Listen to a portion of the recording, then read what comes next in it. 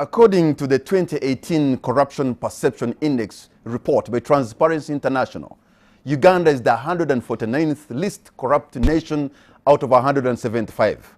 Another report by Human Rights Watch in 2018, titled "Letting the Big Fish Swim," castigated President Museveni's government of failing to prosecute high-level corruption in Uganda.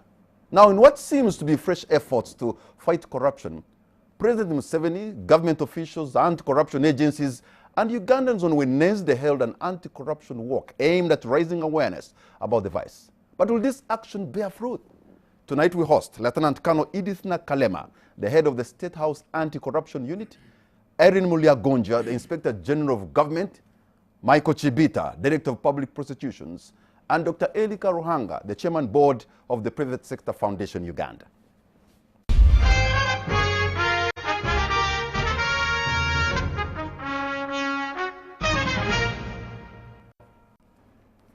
Gentlemen and ladies, ladies and gentlemen, thank you very much for having honored our invitation to come for this show. I must assure you tonight that the spotlight of this country is on you. I warm welcome to all of you. Thank you. Thank you. I am going to begin by playing a clip of the Deputy Speaker of Parliament, Jacob Oulanyah, who also participated in the walk yesterday. And this is what he said about how corruption is so deep in our country. Everybody talks about corruption without identifying who the corrupt is. Mr.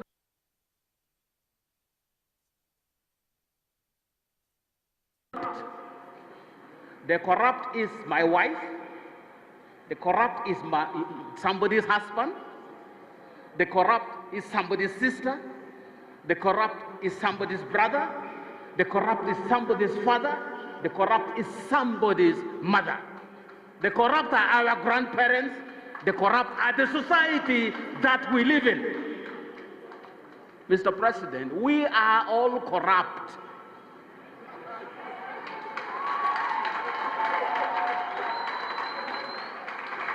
Let's cut the pretense, Mr. President. Let's stop being corrupt. We all are guilty as charged. Let anybody challenge me, Mr. President.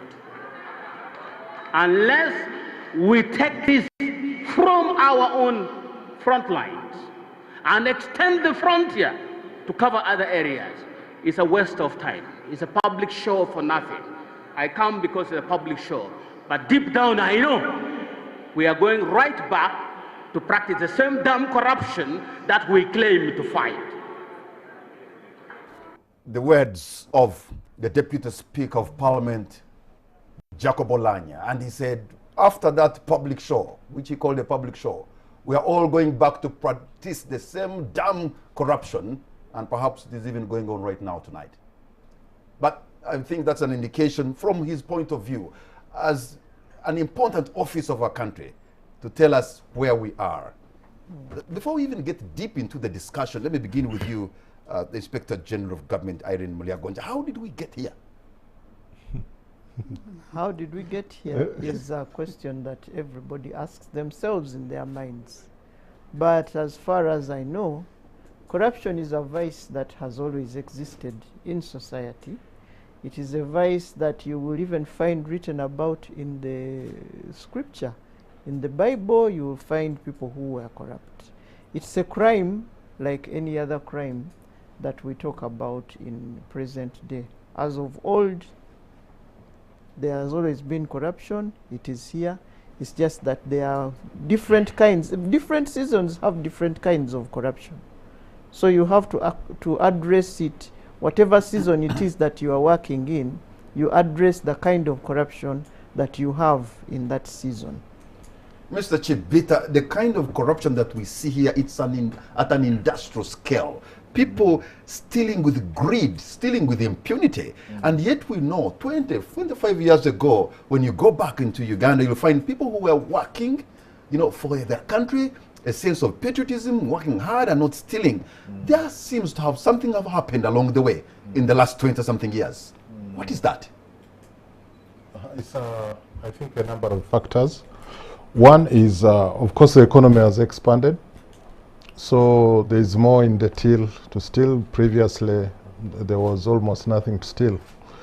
And then the tastes of the people have become bigger and more sophisticated. And so their demands and the appetite has increased. I remember 90 when we joined the service, all of us were walking state attorneys from Parliament here to the court. And Honorable Karuhanga there was one of the few lawyers with cars.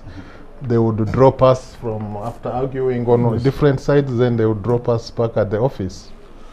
And we're kind of content. There was a lot of parking space at the High Court. But now the lawyers can't even park at the High Court. And so I think it has been a progression. Are you suggesting that when you get plenty, you lose a sense of integrity? Not necessarily. But that's what you're talking about. No, I'm saying you can. So you have to separate the things. There must be something for you to steal first. But if there is something more that you have got, it doesn't necessarily mean that then you have to steal it. So it goes to the value system. As you accumulate or as you develop, are you also growing the values and passing them on to the younger generation? Lieutenant Edith Nakalema, many of you sacrificed, went to the bush to fight, sacrificed your lives, your education, your homes and everything, and you came back and there was a lot of goodwill. And in the first couple of years, I think quite the NRM government and the NRA performed exceptionally well. So after maybe the economy growing and there's a lot more to steal, do you believe that really when the economy grows and maybe there's a lot more, then people really develop the appetite to steal? It shouldn't be that at all. But is that the case now? It is. And for me, I think it is out of moral decadence in our societies. Corruption is at all levels now. It starts in homes. Parents are no longer telling their children how bad corruption can be, how bad taking anything that is not given to you is bad. You find children you find parents convincing their own children, promising them what they will give in case they perform. That alone is corruption. So we have lost it as parents, we've lost it as a society, because nobody is sacrificing. I am of a background of Christianity. My father is a lay reader for 49 years. I found him in church, and it used to be like a creed in our own home. You should never covet anything that doesn't belong to you. You should never steal, never take anything from anyone, even when he or she is your relative.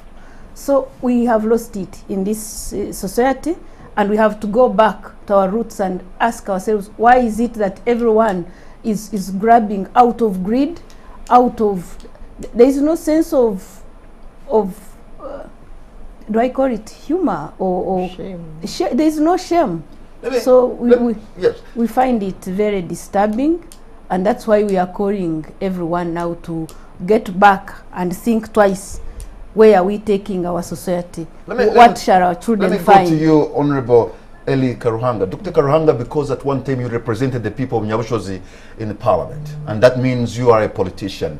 Today, people are selling their votes, practically. And after selling their votes, they have no right to question their leaders. But if you went back as an MP in Nyabushozi or Mwenge South, where I come from, people will be asking money from you. They have turned their members of parliament into mobile ATMs. I don't know whether that was your case back when you were in parliament, but it is apparent today.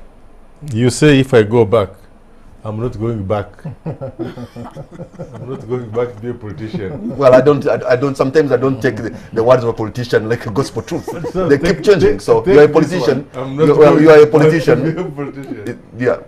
Well, the thing is that there is a need for a complete change of mindset in Uganda. We need to ask you and ask the government and our leaders to find and put up huge campaign on mindset, change of mindset. You cannot tell me that at a school where I was a class monitor, now I need to have posters to be a class monitor in primary. I need posters, I need to buy sweets, I need to bribe my small kids to vote for my son, and then I have to sponsor that kid in school to campaign to be a class monitor. You cannot tell me that as a guild president at Makerere University or any university, you have to go and fundraise so much money and bribe voters, students. I was trying to be guild president at Makerere with my brother Emmanuel Tumsime Mutebiri at our time. Before that we had Peter Nyang Nyong. Before that we had people like Matthew Chikedi. Before that, if you became guild president at that time, it meant you could be president of the country. You could be Ndugu Rugunda was our leader for Uganda students. You could know this guy will be prime minister. Today, if you tell me you are a class monitor in a primary school, I know exactly how you got it. It wasn't on merit. It was because you bribed with sweets. If you tell me you're a guild president at any university in Uganda, I know immediately that you are a subject of suspicion and your future cannot be what I expect to have been at my time. There is a problem about our value system. It has to be addressed. Yes.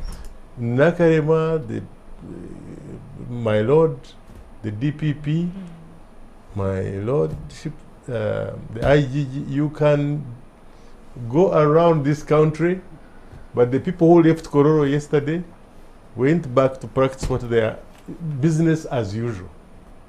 So there is a problem, and I'm glad that somebody has accepted the problem. Our corruption index is a big shame to our country.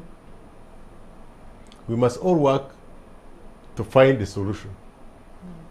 Probably there is no prescription, a one-day prescription, but there are certain things that must be done now which have not been done before. I'm talking about certain things that must be done. In fact, they have been done in an effort to show us that there's some will to fight corruption. Government has put institutions available, including your institution and his and hers, and all of them are, of course, accepting there's a problem, and that's why we have these institutions. But these institutions seem not to be bearing fruit. With all respect, they are not. So what's the problem? I will not say that the institutions are not bearing fruit, because the institutions, we have the Inspectorate of Government, we have the Directorate of Public Prosecution, and my sister here, Lieutenant Colonel Nakalema, every day she wakes up to go to an office to do the work of fighting corruption.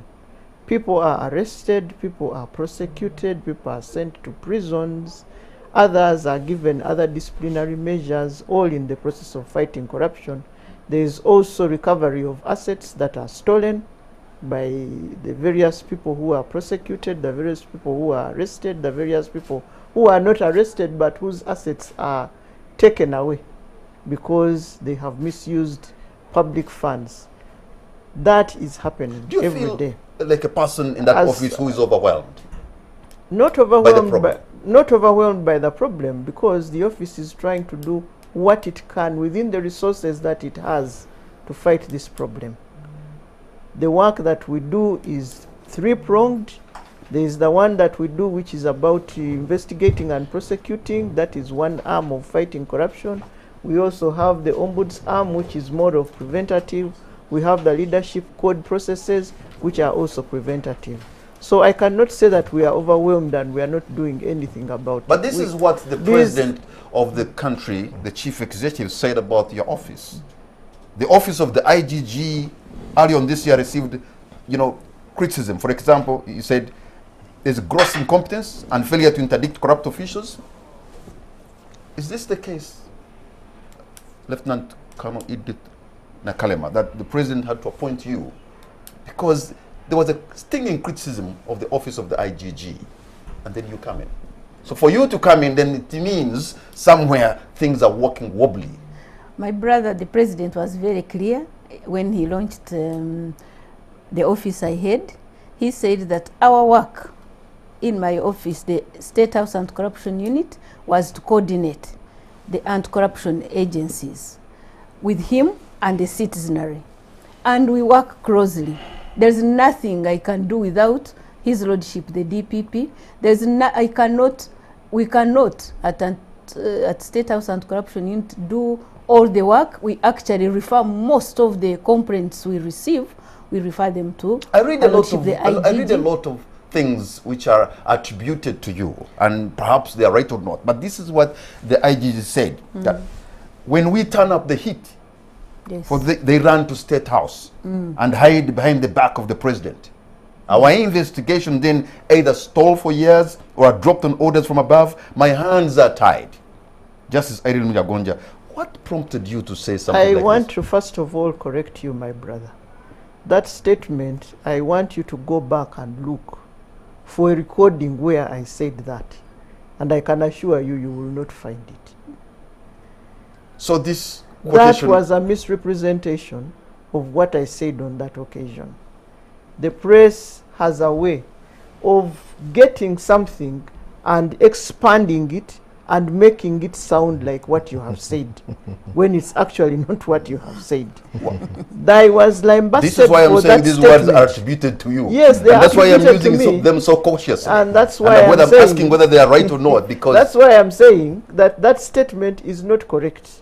That statement is not correct. That statement has never but I been know which statement is made correct, by because me. I hosted you here Yes, after her unit was established. yes. And I said, what is going to happen? He said, I do not know what those people are going to do. Yes, and actually she has explained. She has explained that when You she said does her to me work, on this very when chair she that does you her don't work. know what they are going to do. How Exactly. can the That office is of the different. Inspector General of Government never get to know when another unit is established by the chief executive of the country? actually you have to look at the circumstances under which that unit was established. The circumstances were that everybody was shocked when it was announced that this unit has been set in place. I believe the most surprised person was the incumbent head of the unit. She did not herself understand what she was going to do until she was in that office. And she has explained to you. What she does is coordinate efforts. She cannot do But any at the work beginning, unless she Lieutenant has Colonel my brother Edith here, Nakalema. Justice Chibita as DPP, and the Uganda police. Those are the people that she works with. Her role is to coordinate efforts between the anti-corruption agencies and His Excellency the President. Doesn't this So, look, Mr. Chibita, doesn't this look like what in the military, which Nakalema I think understands more, like an uncoordinated troop movement, which in a war actually can result in losing a battle? Because if you start something, I suppose that the foot soldiers who are like my Lord Justice Mulyagonja should have known, really, that you are coming in, and then the coordination begins on day one, but it didn't. No, I don't look at it that way. There is no miscoordination. There is, I think what they are saying is when the unit was established, they did not know exactly what it was going to do, where it was going to fit in, because the Inspectorate of Government is set up by statute, Office of the Director is set up by statute. This was established administratively by His Excellency. So until you heard from him and he explained what the unit was going to do, you could not second guess, come out and say, the president has established and this is what it's going to do, because it was not by an act, by decree or act of parliament. So as the work has progressed, now we have found out what the unit is supposed to do, and we are of course working closely with it. Honorable Dr. Karuhanga, we now have a class of the super rich called the commission agents. They peddle anything and receive kickbacks from investors. Some are quite untouchable, drive Porsche cars, watch expensive races called the Formula One, go to Las Vegas for holiday. How did we stain our conscience as a nation to get to this extent? The commission agents are all over the world. In fact, if you think about the United States of America, They are even given an office. Is that a justification? No, wait. They are given an office in Capitol Hill, in Parliament. There is a big wing for commission agents. They are called lobbyists. They are even paid. They are recognized. They even pay tax on their commissions. They influence legislation. Commission agents are all over the place, and they assist between the manufacturers and the buyers. They facilitate. It's an institution. You cannot call that corruption. Where corruption takes place is when the official becomes the commission agent. That is true.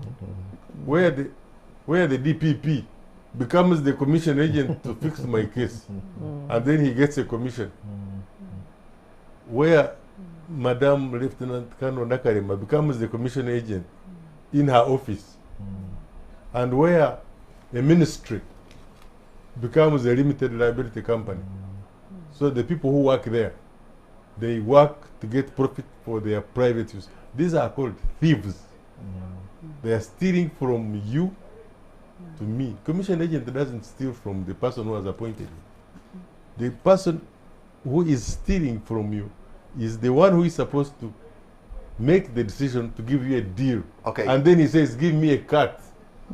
You get 100 million, he says 50 is mine. Then you say, but I'm making a loss.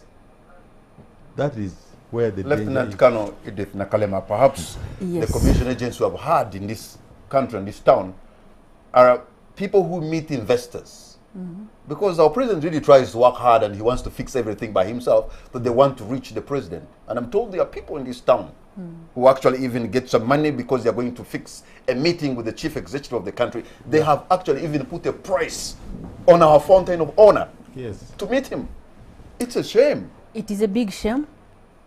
I have heard about it. She was PPS. Nobody has come up to say so and so paid. But it's a shame. I hear about it. It is hearsay. But I look forward, we all look forward to knowing who does that, and we will not spare him or her if we get information of who. I can't deny that I haven't heard. Sure, I have heard about it, but I That there's a haven't. price you can pay if you want to meet the president. We are actually doing everything possible to look for those places and those people that pay, because that is a big shame to our president and the country. You cannot have people. Does it really surprise you, Mr. Michael Chibita, when you hear words from the vice president of a country who is the second most important person in the country? I'm talking about the former vice president, Professor Gilbert Bukenya, when he said the NRM government and cabinet is full of mafias, deep state mafias working in there. Words of a vice president. But also, I can even bring you today, you have cabinet ministers, the Honorable Evelyn Anite, who says maybe she's on the hit list. You have the Honorable Nantaba, who says, no, they're running scared. If you have that kind of cabinet, really, corruption is right there, in deep in the state apparatus, isn't it? I don't know that is corruption. So I don't understand the question. The question, I can repeat that. Yeah. Mafias, what do mafias do? Of course, they involve all this kind of stuff, including corruption. And we have a former vice president who said there is mafia working within the NRM government. And now we have ministers who are running scared for their lives. So if you have people who are serving as cabinet ministers and they're scared that they can be bumped off any time, then it shows you have people with a deficit of integrity. The lowest deficit, and corruption really is a deficit of integrity. So on killings, of course, you know, my office has suffered. Joan Kagezi was gunned down. They killed the Abiriga. They have killed the Chirumira. So if you are talking about whether we have killers in our midst, Kawesi.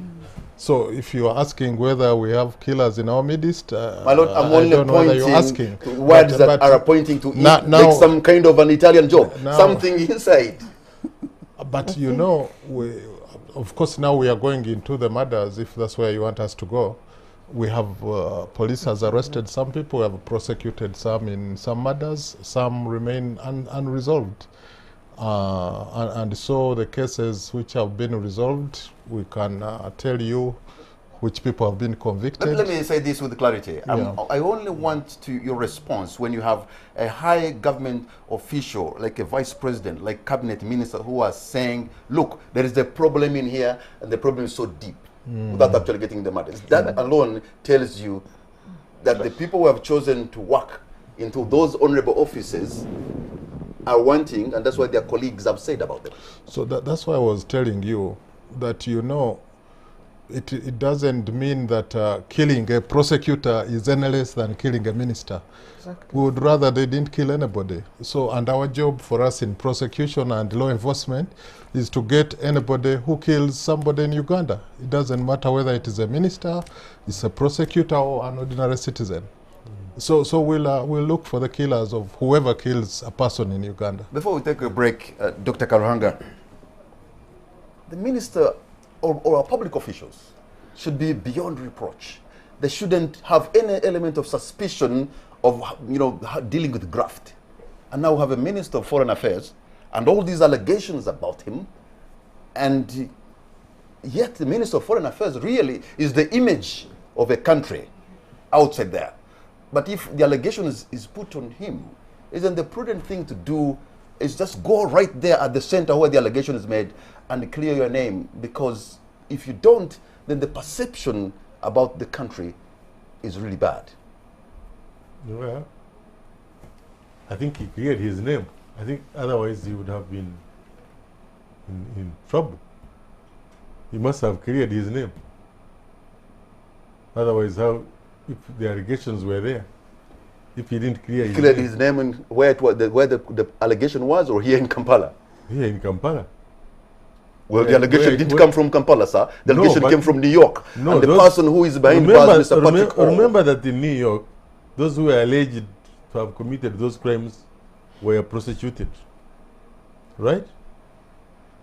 Why, have you heard that he has been charged? No. They never charged. There is no charge against him in New York. But you know, those allegations perhaps increase on the perception of Uganda, the perception index. If you have a minister of foreign affairs is having, in fact, they even dragged in, again, our fountain of honor. Yes. But I think this is the best question answered by DPP. Right here. Here you are. I think my brother, Mr. Kamara, Mr. Kamara is mixing up things. Yes. You are talking about murder, you are talking about mafias, and talking about murder, and you are talking about corruption. Yes. I said at the beginning of this show that corruption is a crime like any other. So when we are discussing crime, let us be clear which crime we are discussing. If we are discussing crime, let us not bring threats to kill. Because threats to kill are a different crime from corruption. When we are talking corruption, let's talk about embezzling public funds, causing financial loss, conflict of interest, abuse of office. Those are the offenses that we know as influence peddling. Those are the ones we know as corruption. But if you talk about mafias, we have had threats from mafias. We have had threats against people in the office of the DPP, threats against the Inspector General of Government, threats against the President, threats about against very different categories of people in high office. And one of the things that you have to understand about high office, any high office, is that once you are in that office and you are doing a dangerous job, expect threats. Yes. Expect threats. So when these ministers go running saying, I am being targeted, I will be killed, I will be arrested, I will be, all those things you should expect. And it's in any country. Don't you see Trump now? Isn't he under investigation and, Exactly. you know, and trial for an impeachment? Is that about America being the most rotten country, or is it about mafias in America? But he's in a high office, and he has been, there's a stain, and the stain must be investigated. That happens in any jurisdiction. But that does not justify that if a country like the United States is grappling with issues of integrity and deficit in their country, then maybe we should also perhaps being the same thing. We can actually be better. We deserve better, don't we? That's the point I'm making, that in any country, you are going to find graft. Yes. It's just about the different types of graft. You are going to find different levels in any jurisdiction in the world. That's why we are always meeting. That's why you have International Anti-Corruption Day. That's why you have the week when people are in, and if you go across the world, all those who signed this treaty, in any country, in this region, move to Rwanda, you will find that there are campaigns right now. Move to Kenya, you will find there are campaigns right now about graft, about corruption. We are going to take a break and we'll be right back.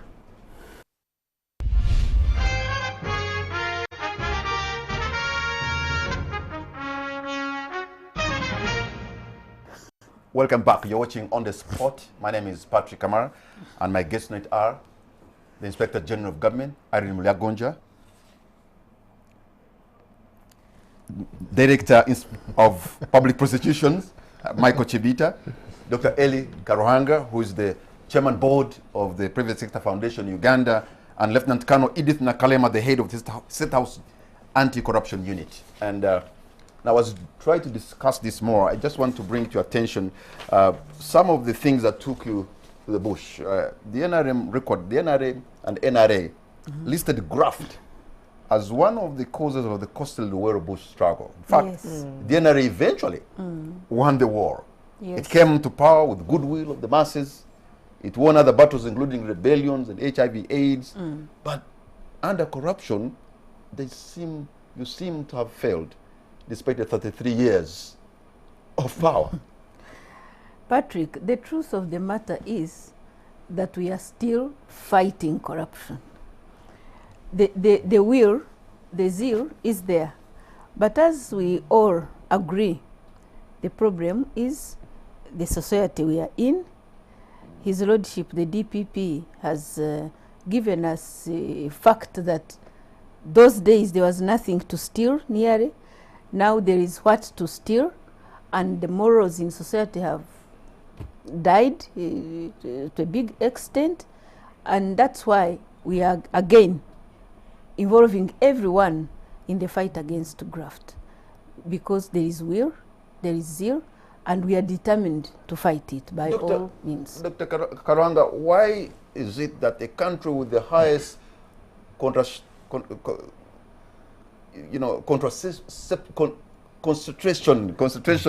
of churches per capita, be this corrupt? I mean, lack morals.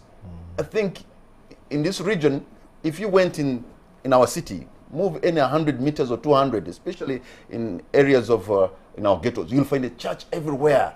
Really, we have more pastors than ever before. We have more bishops and apostles and prophets than ever before. We are supposed to be nearer to divine living than ever before, but it's the reverse. And I'm sorry to say, with a lot of regret, that those churches you're talking about have a lot of corrupt tendencies. Some of these pastors, when they are driving their very nice Porsche cars, some of them are having people running on this side and others are running on this side. Others are being lifted in golden chairs to be taken. Others are selling rice to cure people, knowing very well that what they are doing is wrong. And they are going on using the church. Even in some of the churches, I know in one of my churches which I attend, one of the reverends was accused of having embezzled money, and he was transferred to another church where he also embezzled.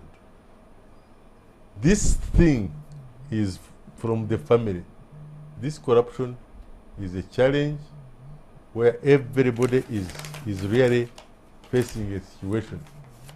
I have to tell you that where we have reached, the indexes you read about, being 149th in a queue, it is so sad. It is so sad. And African countries are the ones who are in that traffic jam, like we had in that like we had yesterday when we were walking, the traffic jam all over Kampala. People are struggling to be in that traffic jam from 170 up to 140, 130. We have to jump out of that and come back to below 100, to less than, to be different. You are, so we need you a are mindset. You are a businessman, and an astute businessman at that. How has this issue of corruption affected you as a business person in this country? Not just me, the entire business community is very upset. Is very upset and is tired. And let me tell you, disgusted is the right word. So what we are going to do in Private Sector Foundation, we are working with some of our friends.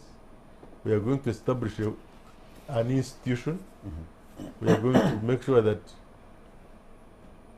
our companies don't get intimidated. We establish a whistleblower office in the Private Sector Foundation. We facilitate it, we energize it, and we collect this information and we share it with the agencies that are properly charged with fighting this crime. In the past, the public sector, my friends here, and the government worked in silos alone. They did not understand that they needed to pull private sector along. And in fact, I saw yesterday on TV, some of the government ministers were saying that it is private sector which is corrupt. That for them in public, government is not corrupt. You know, it can't be the case. The situation is a rampant situation involving everyone. For us in private sector, we want a decision to be made. We come to the government officials, technocrats, permanent secretaries, ministers, we want a decision made. And the person to make that decision is running a huge budget and we are interested in supplying. And that is, it has a price. So private sector is, because it's competitive, they quote the lowest price. And at the end, they are being asked to get money from that deal, which money is no longer available to pay out to these officials. And the private sector, because we are not part of IGG, we are not part of DPP, we are not part of the Lieutenant Colonel Nakalema's establishment, we've been kind of bottled up, about to burst. So it's no-brainer that when a business person takes a tender to build a road or construct a classroom and all that, the work is going to be shoddy, because part of the money is given to the public officials. Yes, and that explains why, if you look at the buildings, Lieutenant Colonel Edith Nakalema, that were built in this city maybe in 1930s and 1940, you cannot even drive a Nile to enter. Look at the building of yesterday. It's a shame. It's a shame. How do you turn it around with a unit? Again, as I said earlier, we will coordinate with the EBRE established agencies like the Uganda Police Forces, the IGG, and the DPP will definitely help us to charge those corrupt officials and the private people, private individuals, the contractors. The problem remains that people do not want to report the corrupt. Those who report, they don't want to testify or to appear as witnesses. That's the biggest problem we have. There is only hearsay all over. There is show the work here, money has been stolen from government coffers, people are paying bribes, but no one gets up to say, so and so took a bribe, and that's why we have a problem. That's why we are calling upon the public to be each other's keeper. To be angry. Yes, the anger is there. The anger is there, okay. But no one is coming up to report. To report with evidence, with clear facts. Mr. DPP, every time there's a report, maybe Transparency International Uganda, when they shed a light into the judiciary and the police, the picture there doesn't look rosy at all. And in most cases, it comes out on top. And I'm wondering what can be done to clear that, because that area is also mandated to fight corruption, and yet it is perceived to be corrupt. You mean the judiciary, the police? Judiciary, yeah. So, okay, I will talk from that angle because I'm from the JELOS, Yes. Just Law and Order sector. But of course, you know, I think what we are saying here is that if you try to blame it on one entity, on one sector, you may be missing the point. I'm actually not even putting a blame. I'm telling you, when they shine a light on you, especially Transparency International reports, what comes out is bad. Yeah. And that is almost annually. Yeah. Of course, with due respect to Transparency International reports, I think we have all accepted, without Transparency International or anybody, I think we all admit that the levels of corruption have gone so far, and we need to do something about it. And it is not just police, judiciary, and it is a societal problem. It is a problem for all of us, because who are the people who bribe the judges and the magistrates and the police? It is people from the private sector. One of the things that I've noted is, in some of those societies which rank very high on those scores, when somebody commits an offense, whether he's your brother or mother or relative, the whole society says you have committed an offense, please go and answer for it. When somebody commits an offense here, say corruption, the relatives, the brothers and sisters, sometimes the whole clan or tribe comes and says, our man, you are. So I think we need, as a society, to reach a point where we'll agree that the laws we have put in place, they have to be enforced against Kamara the same way they are enforced against Chibita, against Karuhanga, regardless of where the person comes from or how you are related to them. Until we get to that point, I think the pressures, even on us, the law enforcement, you arrest somebody, you are taking them to court, there are calls, there are demonstrations, and you wonder, so are you doing this on behalf of society, law enforcement, or is society not with you when you are enforcing? My Lord Justice Irene Mulyagonja, whose job is it to ensure that we can restore the values in our country? Is there a leadership problem? That maybe there should be somebody who should take the leadership, and then the values are restored, so that people do stop looking at corruption as the norm, because now it's almost becoming the normal. Two things. In societies like ours, which are still growing, where the values are neither here nor there, we have sets of values that are a bit confused. When we are talking as, say if I was talking as a person from Busoga, where I come from, I have this job as a Musoga. Once I get into that office, the people from the region where I come from expect me to take back goodies to that region. So they expect that if a Musoga is to be prosecuted, and I'm sitting in the office of the IGG, I should protect that Musoga and not have that Musoga prosecuted. But if it's a Muganda, they don't care. If it is about giving jobs, in my office as a Musoga, I should give jobs to the whole line of Basoga, and you'll find people in cabinet and wherever all expect you to toe the line and give jobs to people from your region. And if you don't, woe betide you. So the values are not exactly what we would want them to be. Culturally, we have to give back. But under the laws that that are in this jurisdiction, there are crimes. For instance, it is known that it is a crime to give back to a person who has done a good service for you in a public institution even.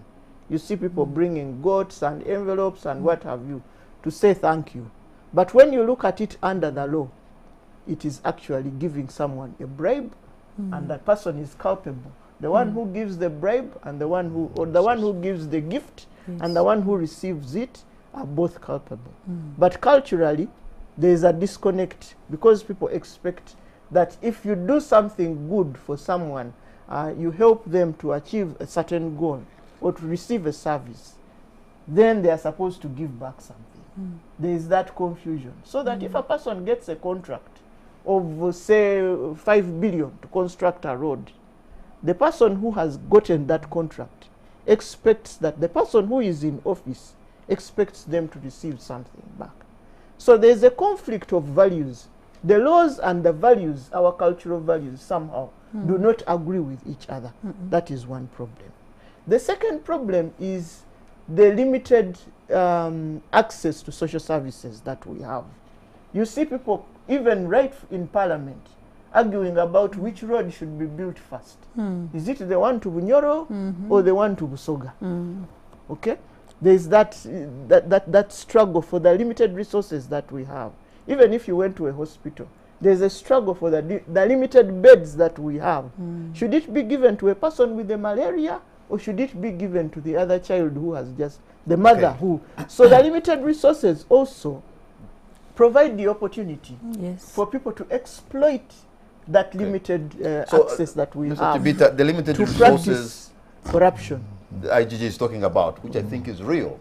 Sometimes people get tested and tempted because you go to a hospital, you are desperate, and you cannot get a service, and yet somebody wants you to pay to get it. So people like those really who just want to save their lives. Sometimes they don't want you to pay, but sometimes a person feels, if I pay, then I will have the edge over the person who is not paying. So that is the total brokenness of a system that is not delivering services to the people, also creates corruption system, isn't it? So we have to agree that Uganda is a rich country. We have enough resources to be able to take care of all our services and to take care of all of us. It's just that there are some few greedy people who, instead of delivering the services and providing what they are supposed to provide, decide to take huge chunks of the resources for themselves. So that is where we need to begin. And that's what we are saying. We have to agree on this as a society, that if somebody has dipped their hand in the till, we all need to come out and condemn them. If they are being prosecuted, we should say, yes, you've committed an offense against the laws, against the values, and it is going to hurt all of us. You know, because of the limited resources, if, you know, because maybe the health system is not working so well, you can, God forbid, if any public servant, you find yourself sick or your loved one is sick and you cannot get medical attention from a public hospital, then you want to go to a private hospital. And if you go in a private hospital, in any of these hospitals in Kampala, Lieutenant Col Edith Nakalema, and spend a week or two, for heaven's sake, the bill that they will give you is way beyond what you can even earn in 10 years. That's true. What do you expect people to do? Look at life just going away? Sometimes they will be tempted to try to save their lives, and these things will be done. Before you know it, money is stolen because somebody is desperate. Why can't we fix service delivery in areas of health and others so that maybe you cut down on the temptation? Because some people are tempted really because they want to save a life. Yes. Patrick, every effort is being gathered, and we are looking forward to having all our plans or wishes come true. That's why everyone is called upon to ensure that they do what they are supposed to do, what they are mandated to do, what they are entrusted with. We are looking forward to having a system that works, a system that serves the people, and a system that is beneficial, that benefits every citizen. That is the plan, and that is the wish, and that's where we are heading. We look forward to a time when things will be all right. Dr. Karuhanga, I sat in a commission of inquiry into matters of land, inquiry that was is chaired by Justice Catherine Bamgemerere. And there was a finding that people who are in government, people who have information, maybe of a project that is going to happen somewhere. There was this area of around Lake Victoria where I think there was a project of laying underwater cables for electricity or something like that. People went and pastored out that part of the land in Lake Victoria, water. on the water, part of water. And then they got plots on the in water. line on the water. In the lake. And then when the Justice Bamgemerere went to inspect, the coordinates were showing that people are owning plots In the water. on the water. Owning. And they were asking this surveyor to show them the marked stones. And it could happen. So people with information in government sometimes are doing these kind of things. How do we stop it? Technology. What we have done everything. We've set up these institutions. These are very powerful, well-financed institutions. Not very well-financed. I wish they could be better financed. But even the donors even give them money. IGG, she has even some donor funds, budget funds, DPP. She has. I don't have a budget. Not enough. No. No budget. But Yeah, I serve as think a about soldier. it. How do they go about fixing someone who is corrupt and prosecuting him and get a conviction? They have done wonderful things. I don't know, but I think DPP's rate of conviction of corrupt people in that department must be the highest. It must be higher than any other one. Yes, you're right. You're right. Right. You're And right. I'm sure even with IGG, the corrupt people are. These days, there is a saying that if you are charged for corruption and DPP brings or IGG, minimum is 10 years. And you walk in there knowing that you are a 10-year victim, minimum. And so we have a few recent cases of very important people who have gone in for 10 years. So what we are doing in private sector is to make a contribution, which we think is a modern way of handling some of these cases.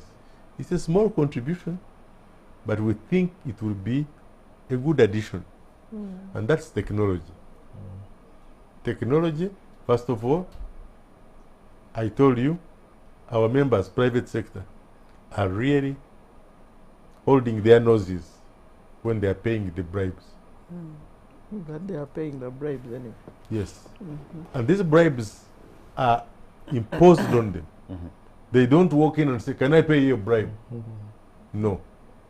You win a tender, but to get that to that tender, they assist you to beat the others. So even those who are paying the bribes are very angry because they don't want to pay them. And those who didn't win the tender are very angry because they know the person who won the tender was not the right person to win the tender. Unfortunately, under the law, whether you pay happily or you pay Unhappily, withholding, you are still Still culpable. Yes. So what we are plotting to do is to introduce the technology that will be fixed into the land office at the registry of companies. There is a women and husband registration center. You find that somebody is earning a certain amount of money as a salary, right? In the office of IGG. Yet they have a commercial property, apartments, 20 apartments in Naria, and all that. So you have to find out from the banks, how does this person earn money? Now, if we have a system, a network, a technology working with NITA, right? Because now each one of us has a national ID. So we have found out in private sector that in fact, if we work, especially lands, because lands is a very serious problem, and we've computerized it now. And private sector has participated in financing some of that program that you see in lands. The same thing with the registration bureau. If we can connect these through NITA, and we know that our members will inform private sector foundation, we've won a tender, we've been asked for a bribe, and it's like this. And the person who's asking it is so and so. Now we would then connect with IGG. So we have information from our member, IGG. this member earns so much money, has so many houses. Since he won this contract, see what he has done and whom he has paid. And the banks will be involved. So technology is something that... So you're saying technology can be the game changer? Yes, but Actually, so that right. we do not get these people to work in silos. Because right now, NITA is alone. Registration Bureau is alone. The spouses who would be capable of giving you information about their children and about are independent. DPP is at one time DPP and IGG were fighting Justice Irene for Mulyagonja. space, for edible space. I think what he's talking about, in my view, is some kind of a lifestyle audit. Yes. Yes. So how can we do that? A lifestyle audit? Because Honorable Karuhanga is talking about something that we in the anti-corruption authorities or institutions are looking forward to seeing happen in this country. There's a lot of information that is collected about people and what they own. But that information is disjointed. It's not coordinated. It is not coordinated. If we could have a system Exactly. that is linked to each other, the different systems, if the different systems were linked to each other, would be able to track, to better track who owns what and who earns what. One of the biggest problems that we have in this country, and which facilitates corruption, is that there are a lot of people who are unbanked. They are those who are doing businesses in the billions, but that money does not go through the banking sector in Uganda. The bribes that are taken by public officials are not bribes that go into the banks, because the Inspectorate of Government has access to anyone's bank account. We have access to bank accounts, but when you go to those bank accounts, you will not find the money that has been stolen in those bank accounts. That money goes into different things. It goes into things. It does not go automatically into the bank when it is stolen. It goes into things. That's why we have a money laundering law, but the enforcement of the money laundering law is not yet as strong as we would want to have it. We have the Financial Intelligence Authority, which is supposed to be tracking inflows and outflows of money into the country, into the banks. But its capacity to track monies that have been stolen or monies that are being pilfered and taken out of the country is still limited. Fortunately, recently we gained access to Egmont. Egmont is an organization where people are able to get information about inflows and outflows of money from the banks, from one jurisdiction to another, information from one jurisdiction to another, on a network that has been created for them. Okay. Fortunately, we're now members, and we can access information about outflows of money from Uganda that go into other jurisdictions. Okay, before we take a break. That what Yes. Honorable is talking about, Dr. Karuhanga is talking about, is something that would really facilitate tracking assets that are stolen from Uganda and taken to other jurisdictions, assets that are stolen from government and taken into the private sector, and vice versa. And then there's another point that we in private sector would like to see. That is, you know, there is this, what do we call it, linear asset management method of work. Because what happens now is that, you know, once there is a thing called vote in government. So money is put on a vote in various sectors through the budget network. If the money is on a vote, it has to be spent. If it's not spent, it must go back. So what do? They decide that now we must procure something. All right? Whether it is ready to be procured or not. This asset needs to be replaced.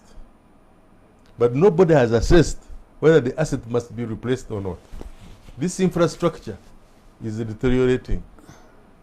There is no linear system which can tell you from A to Z, this asset has been put up, it will need to be repaired after 10 years. Right?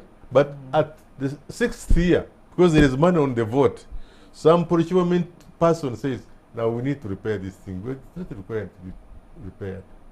So money is spent, and is spent through friends, and there's no trace. Okay.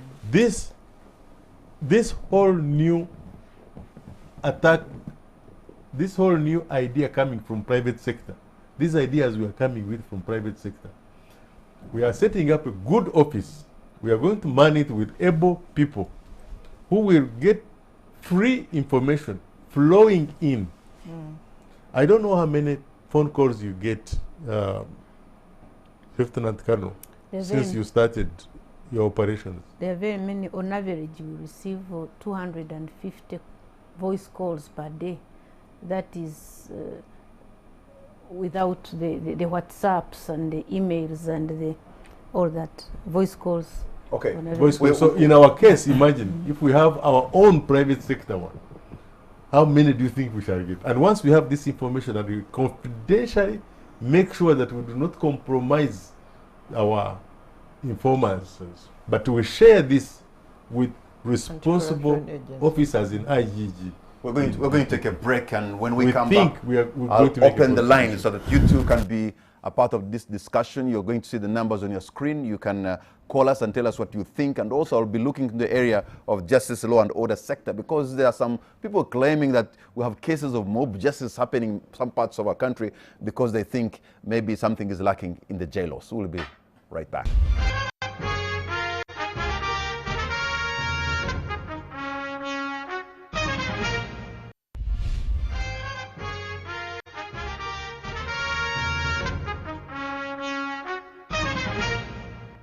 Welcome back. You're watching On the Spot. My name is Patrick Kamara, and have guests who are geared at fighting corruption in this country. Let me come to you, Mr. DPP, because you sit in the jail sector, and recently I was reading an increase in cases of mob justice, I think in Lira and other parts. And sometimes the issues are that because they suspect that the system is corrupt, so when a suspect is taken there and then justice is not done, for them they do the justice in their own way, which in most cases is actually murder of sometimes even innocent people. How do you react to that? One, I dispute the fact that that those people have said that they carry out mob justice because the system has failed. You can do a derivative and say that maybe this has, but even that we don't have statistics. The statistics we have are the number of offenses committed, crimes, and the police has a report about how many offenses, crime report, which categories, and how many are registered, how many go through the system. The statistics I have really are that we have increased confidence in the system, because the JELOS annual review just happened recently, and the public appreciation and confidence in the JELOS sector, according to those statistics, has increased. This is not to say that there are no cases of mob justice, and indeed they are scattered all over, especially in the area of borders. But you see, of course, we have to condemn the issue of mob justice, because and of course it is a misnomer to call it justice, because a person is killed without being given a hearing. You don't want, in a situation, you know, there was a lawyer killed recently here in Kitintale because of a phone which he had mistakenly taken. And so the mob justice, as you call it, has to be condemned, because you never give the person a chance to explain themselves. In fact, we have found that sometimes the criminals themselves are the ones killing somebody so that they don't testify against them. So we condemn that issue, and we are not going to condone it at all. I've seen almost in every police post, especially in areas where I come from in Western Uganda, when they have written all at the reception, whatever, that police bond is free, you know, you have to put it almost even on a tree within the police station. That again, I wonder whether people have understood it, or they are still, you know, paying for the police bond.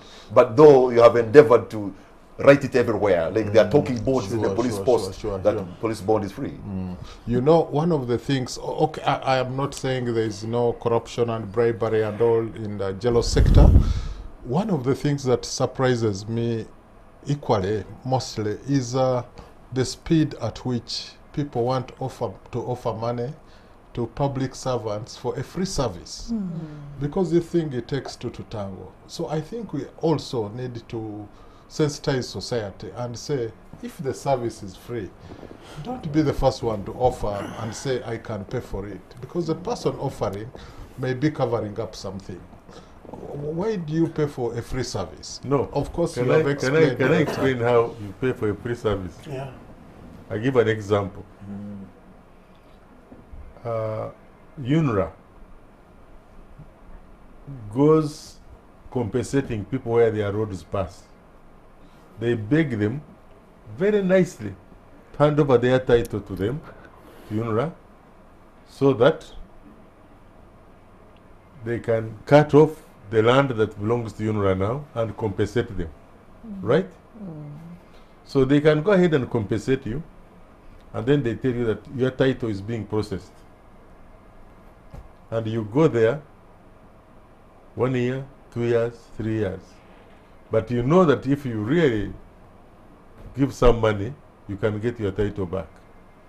And if you don't, your title will be there. Now I can tell you, I've tried to get my title. For the last 3 years, I have failed completely. And they tell me the title has now moved from Kampala to Mbarara, from Mbarara to Chirhura, from Chirhura to Mbarara.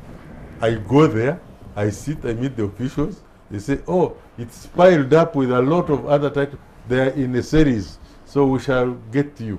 I've given up. I've given up. And yet I wanted to subdivide my land and bequeath it and do some work here and there. I can't. Have you reported to a foundation? I'm reporting publicly on This one but is I'm not just not the only one. Sure. The whole lot of my people Now, cannot. if you can see the Honorable cannot Dr. get Karuhanga is suffering that kind of fate, how about who is a senior citizen of a certain high name recognition in this country? How about any other person? And you know, it is possible that those people actually are having a challenge. They might be having a real challenge because maybe the titles get lost. Maybe the titles have moved and there's a new officer who has come and doesn't know how to trace your title. And because you are there for, because I put fuel, I drive to Mbarara, it's a lot of money, I look for the title, I can't get it, I leave an agent, the agent tells me, oh, give me some money to give to those people. I don't give it to him, I don't get the title. It's okay. So what do you think in the end I'm going to do? You'll be proposed to bribe, give a bribe. So No, I hope you're not taking that route. No, Give I them- hope. Now that you have had it, I I'll have, take him. no. We are, at the private sector, we have decided to set up a private sector anti-corruption award. Not To companies. Not unit. No, award, no. Private sector anti-corruption award. Award. So that companies who report to us corruption things and who have fought to resist corruption, we will give them an annual award and announce them that organization awards, Dr. Karuhanga, has impressed us. And yesterday, yes. Action Aid International Uganda had a function at the Sheraton Kampala Hotel, the Integrity Awards. Yes. You know, awarding those Ugandans who are in Yes. public service that have Exactly. exhibited qualities of a true public servant in our system. And most of them they included district chairperson, they included an RDC from Lira, by the way, who won an award because the people thought he is a very man full of integrity. That's But what was paining me is to find that most of ministries, departments, and agencies of government are missing in that function. In fact, they invited ministries, departments, and agencies to be there. I wonder whether they had been invited or not. But to see them missing was also telling that perhaps the wheel. But I is can also wobbly. tell you something else. Yes. Private sector, we all know very good officers in government, very good PSs who don't take bribes. Yes, I mean, we- these people who were awarded well for their integrity, are know government, officials. are public officials. Yes, and we would like to award them. I think Publicly. that's a good strategy as well, because we know and we have warned about corruption, which we should. We worked up against corruption yesterday. But I think one of the things we are not very good at is recognizing and rewarding the people who are doing well. So all the noise is about the bad guys. Yes. The good guys, we don't, reward them, recognize them. Of course, you will argue that they are just doing their job. I just want to, But to in the guess situation right that like this, the ministries, departments, and agencies of government were invited for that, where they were awarding people of integrated government. But they were really, they're really missing there. I I can didn't hear about it. But also missing. We were not invited. We didn't even hear about Yeah. it. But also My- that day was wrong because all the ministries, departments and agencies had been invited to go and participate in this work It happened against at 4 corruption. p.m. It happened at 4 It p.m. happened at 4 But Yeah, you it happened hadn't at known the jam was earlier. zero. We didn't even The know. jam was zero. You're blaming it on the jam. They know about But we it. didn't know about But it. also, most ministers, cabinet ministers, were not in that walk. Did they snap the president? We don't. They are not buying into it. We cannot answer Answer for for them. them. Yeah, well, but it tells us something. We cannot answer for But them. maybe what we Which are for. rat is going to put a bear in his head to go to report? Yeah, but it tells you if You know, the you chief have to- executive of the country is working, You know, although we are on expect TV, you don't want probably to the entire praise us. cabinet to be with him. Yes. Because yes. the problem is in the ministries, is in the departments and agencies of government. Them as leaders should be working with the president to go to Kololo. But Most of them were not there. There were But- ministers there. There were my Mobilization. minister Yes, I'm saying most Muloni, of them were not there. Honorable Muloni was there. It's a question Honorable of Kutesa was there. mobilization. Honorable what? Bahati.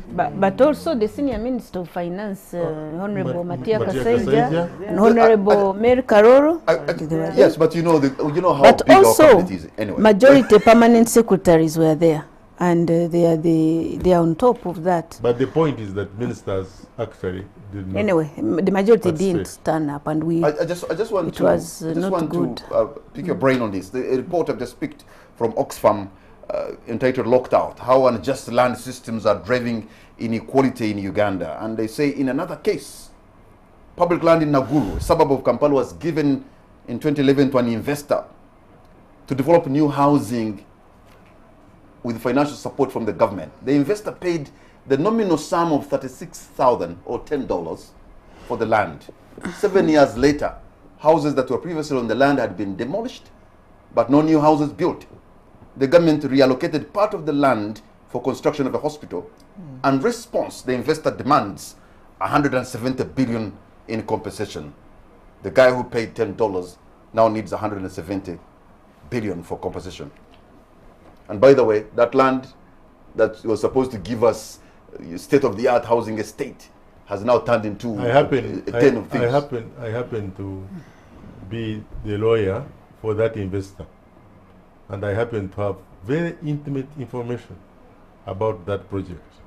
The one who paid $10 and now wants $170. Actually, the $10 payment was is a joke. $10 for. Is a real joke. It's in this But report. yes, sir. but what you have to know is that that area was occupied by not owners of any land, but by squatters who were tenants at sufferance. They did not own the property. It was government property. It was a condemned. They were condemned properties. The government had to get rid of them and had to put up an international competitive bid. But this is not the right thing to do because I have intimate information, and we have gone through even the IGG, we've won cases in court, but there are some reasons which I would not like to disclose here on television, which I hope are being handled by the government, and we are waiting for a solution. The only thing we have seen, we have ended at just artistic impression of what the thing is supposed to look like. Yes. 10 years later, is nothing, and Yes. that has become like a scar Yes, yes. on the conscience of us. Because every time the investor tries to do something, there is a force which stops to intervene. That force is coming from where? That stops come from authorities. Are you the authority? No, not necessarily. Not the IGG, not the DPP, not the Nakalema. But they have But people, they are- yeah. they have those who appoint them. Yes. Is that what you're meaning? And these disputes have come up to Statehouse and have been listened to, and we are waiting for a solution. So the force is coming from State House? Yes, because the matter even went to cabinet. So we are waiting for a solution. But did you? I think So you that- never. I that- think you that- never learned anything from the Shimon land Yes. issue. No, not really. Because even the Nakawa land, which was given to His Royal Highness Aga Khan, put up a hospital, as you can see, it takes a long time to grow those projects, even the hospital. It's like 5 years ago when he got the land. Let me interest Ugandans to call, yes, and perhaps they tell us what they think. And this is the moment when you can tell us what you think about the fight against corruption, whether we're winning it or not. The numbers are on your screen. Please tell us your name and where you're calling from, and make it precise and concise so that we're able to pick as many calls as possible. And in case you disagree with the people here, please disagree with respect. So I'm taking the very first caller online. with respect. Hello. Hello. Good evening, sir. What's your name and where are you calling from? My name is Micheal Atiku and I'm calling from Kampala here. Michael, you're on air. Thank you, and I would like to thank you so much for hosting the big sorts in this country. You're welcome. Yesterday we walked, and what next is my question to the big three. Yes. I would like to thank them so much, and today for having brought on board the private sector. And we are looking forward, our eyes are all on them. Okay. I have a question to the DPP, the IGG, and now the new visitor in the fight, that is the Statehouse. We had the rumors, particularly the CO, U Bank of Uganda rumors. The IGG was there, the DPP is there, all of them are there. Ever since that, which other reports are coming out? And secondly, my question to the DPP is, what happens when corruption-related questions issues reach his desk? Are they just disposed within his cell? Do they reach the... What happens when the IGG gets someone and hands over to police? And the corruption in police, is it always been brought out or it remains still under the carpet? Where do the cases end? Okay. I said. All right. Michael, thank you very much. Our caller there, Michael, who's calling in from Kampala. I think the DPP has noted your question. Let me take another call online. I have a call online. Hello. Hello. Hello. Good evening, sir. What's your name and where are you calling from? This is Dr. from Bara. No, but in Barara, you're on air. The manager, the Yes, court. my question goes to Lieutenant Colonel Nakalema. Yes. She said that they don't have, witnesses don't come to respond to give evidence Yes. on cases. But now I'm wondering, when the Chinese man was arrested and jailed in USA, did any witness go there to testify against Kutesa or what? Because they have to investigate, they get evidence. They don't expect someone to come and tell them, I saw someone giving a bribe. No. They have failed in investigation.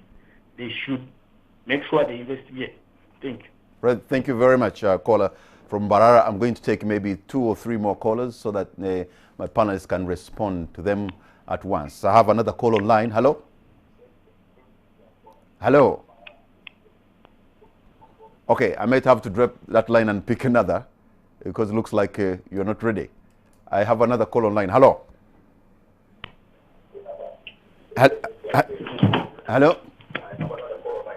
Yes, sir. Good evening, sir. Please don't mind about the echo in your ear. Tell us what you want to say because you may start hearing an echo. This is Joseph from Kampala. Joseph in Kampala, you're on air. Yeah, actually, what I want to comment is one thing. Yes. They talked about us public giving one thing to give corruption. These public officers who are doing police services. But look at this scenario. You want some document processed, you want something processed, but takes months and months and months. Like in a business sector, you want some clearance. You are trying to clear something. Something takes months and months. So someone is seated in office. Government officials also tend to keep these things that they can be given offers. You find you have to give them money so they can work on your things. That's why public is trying to give police money, because when you don't give in money, you don't get services. These services are free. Go to hospitals. You will line from morning up to evening. But if you give in 5,000, you will find you are jumping a line and getting a quick service. Okay, thank you very much.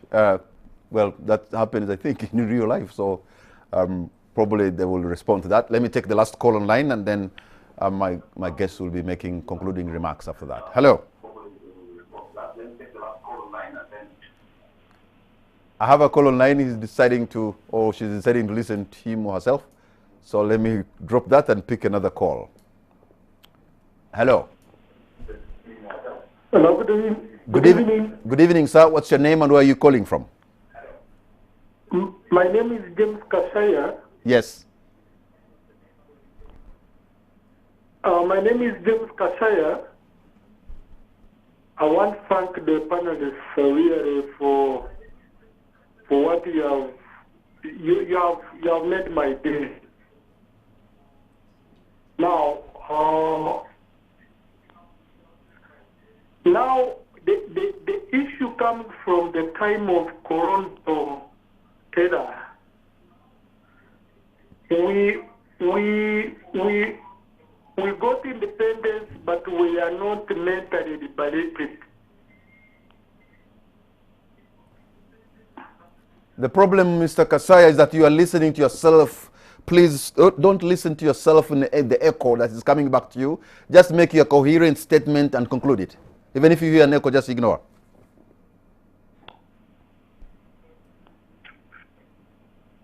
All right. Well. Hello. Yeah, looks like. Hello? Hello. Yes, good evening. What's your name? Rosie. All right. My Luganda has severe disability, but I'll try to get what you're telling me, and then I'll try to explain. Okay. Just in case.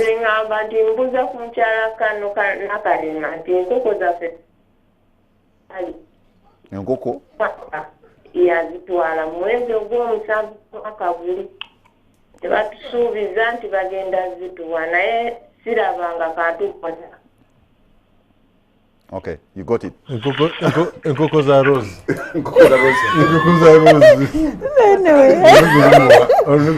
Anyway, okay, I have actually remembered the Nkoko. But that one I understood. Let me take the last call online. Hello. Hello, this is Livingston Agiziwe calling in from Kagadi. Livingston Agiziwe from Kagadi, you are on air. I want to thank the panelists and you, Mr. Kamara. Yesterday was the walk, yes, all Ugandans had to participate and all of us were watching. But then what next? Last time, the time I saw Madam IGG talking about the big fish that hides behind the president. I want to ask Col Nakalema, what is she going to do in order to remove the so-called big fish? Because maybe Col Nakalema is near the president. Because Ugandans we are watching after the walk. We want to see what next. Are we going to end on just walking? All right. Oh, thank you. Thank you very much, Agiziwe from Kagadi, and all of you who have called in. And we know some of you are still trying, but it's a question of maybe connection and time. So I'm going to close the lines there, and we respect that you are able to call. So let me ask, beginning from you, Dr. Elly Karuhanga, to give your concluding remark, and then we come like this. Just want to congratulate His Excellency the President for coming out and making this very serious statement of awareness. The walking in itself cannot drive away corruption. But the awareness that he brought out has caused so much. Even the jam that went around Kampala, I look at it in a positive way. We all, whoever didn't walk and was sitting in their car, did not move anywhere because they knew that this is because of corruption. So the heightened corruption has even resulted in the first television I have ever seen, where you have Lieutenant Colonel Nakalema, you have a judge of, soon to be a judge of the Supreme Court, soon to be a judge of the Court of Appeal, IGG and DPP, hosted by the one and only Kamara. We in private sector are very grateful that this awareness is coming out in the front, and the media has played a fantastic role. So This is something that is being discussed in homes, in sitting rooms, and I think each one of you that are listening to us and ourselves, internally in our own spirit, we are all addressing this scourge that has attacked our country, and we need to be proud as Ugandans to know that we have fought the vice and brought it down, and in the queue, we are not in the last category. All right, thank we you. want to see ourselves in the front and be proud that Uganda is a rich country, a healthy country with a young population, and the young population has a different mindset, and we are going to fight this corruption, and that next year, 2020, there will be a different situation, and we in private sector want to promise the public sector that we are ready to play our role. We don't want to victimize our companies who give us information. We will be very confidential, but we work very closely with public sector to make sure that we fight this scourge. Thank you very much. That's a promise from private Thank sector. you very much, Lieutenant Colonel. Maybe you could answer the question and your concluding remark. Thank you very much, Patrick.